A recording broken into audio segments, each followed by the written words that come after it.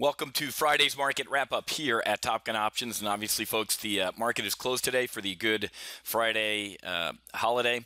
And really doesn't seem like it's a good Friday with the world literally on the brink of potential nuclear war. We'll get into that. But thank God we put our hedges on this week, folks. I officially changed my mindset this week from cautiously bullish. I didn't even halt at neutral, and I said bearish. And that's what's awesome about being here at Top Gun Options or being an options trader just in general, is that we can shuck and jive immediately with whatever is going on in the market. Whether the market's going up, down, or sideways, we can potentially profit. In Tuesday's PLTB, I covered a bearish put spread on SPX. For about $5,000 in premium, just like your USAA or State Farm Bill, we can look at over $17,000 in protection. That's the 2300, 2295 bear put spread. And then in the accelerated retirement live trade brief, I took a look at a a bullish double vertical on SDS. I put that trade alert out at an 8-cent credit, and now it's at a penny right now. And what's that? That's an $1,100 gain in a day.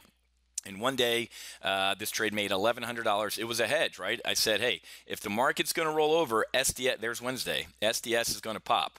What happened? The market rolled over and SDS popped. So good. There we go. Great hedges this week, and we're going to need them. Folks, we're rolling over here. Now that we're below the 50-day moving average, all bets are off. I use this analogy this week. This is trench warfare right now.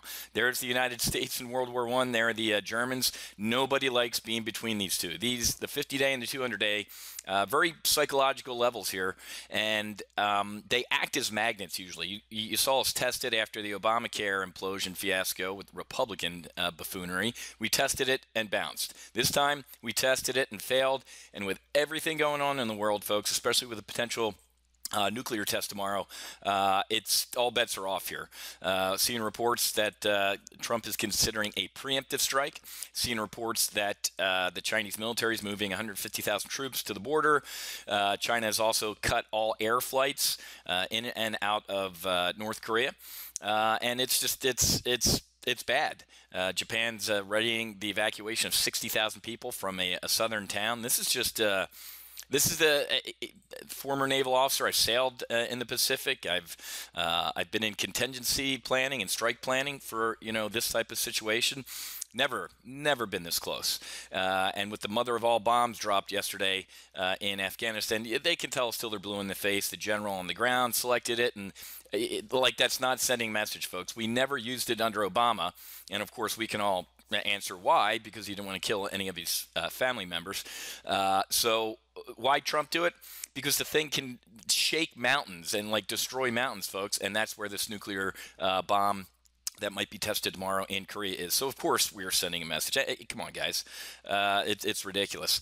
The strike on Syria still rippling across the political atmosphere with Tillerson over in Russia saying, "Hey, man," and good on him. John Neville Chamberlain Kerry would sit there and blow smoke next to Lavrov. Tillerson sat right next to the guy a foot away and said, "Hey, man, here's the deal." And they couldn't have been more diametrically opposed. So where's all my idiot liberals and all the Democrats who are talking about the Trump-Putin collusion? Trump is Putin's puppet.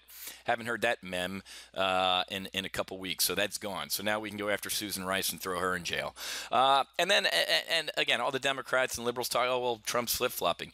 He's a negotiator, folks. You open your position with your broadside, okay? And then you meet in the middle somewhere. That's what a negotiation is. If you just want to sit there with your arms crossed and think you can get everything, you're going to end up with nothing. So the guy's negotiating, folks. You can call it flip-flopping. I call it smart. So what the hell does this have to do with markets? Everything. We saw, what was it, JP Morgan and Citigroup, actually not too bad.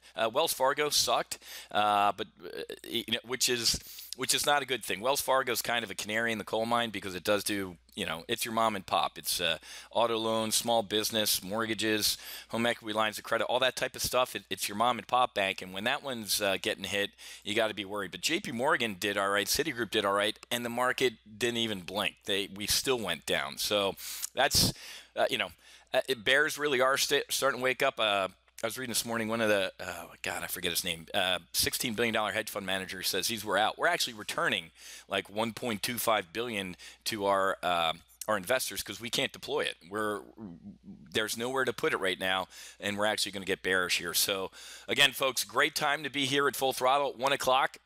We're doing a debrief of the Full Throttle week, and we're also going to be talking about our weekly options program. And I'm also going to have a special announcement because we only have, I think it was 14 slots left right now as of me shooting this video. Okay, so I got to get going, got to get ready for our 1 o'clock debrief and talk about our weekly options program, and also a special announcement for all the folks who are interested in our Full Throttle program. So it's going to be an interesting weekend. It's going to be even more of an interesting week next week if nothing happens this weekend, because as I've told you, how does this end? How does the North Korean thing end? Does it end with that guy pulling back and losing face, or does it end with Trump pulling back and losing face?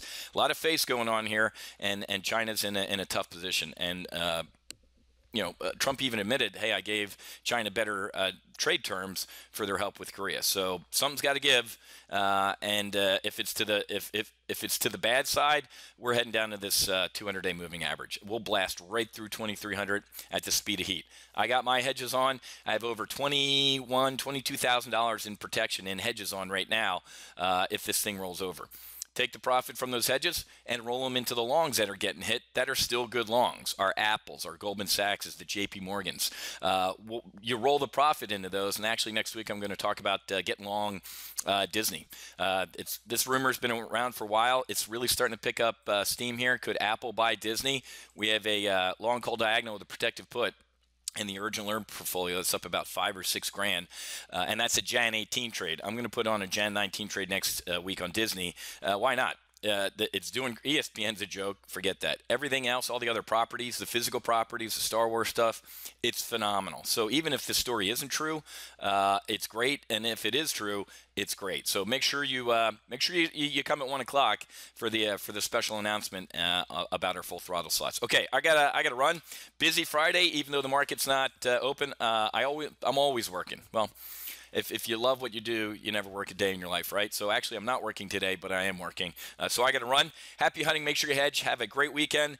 Have a great Easter Sunday. Very, very holy day, obviously, for Christians, Catholics, as well as Good Friday today. So hopefully we'll take that to heart, and we'll see some peace in this world. Okay? Have a great weekend. God bless, and I'll see you with Monday's Market Outlook, and welcome aboard to all of our new Full Throttle traders. And by the end of today, we should have all 50 slots full. Okay? I'll see you guys on Monday.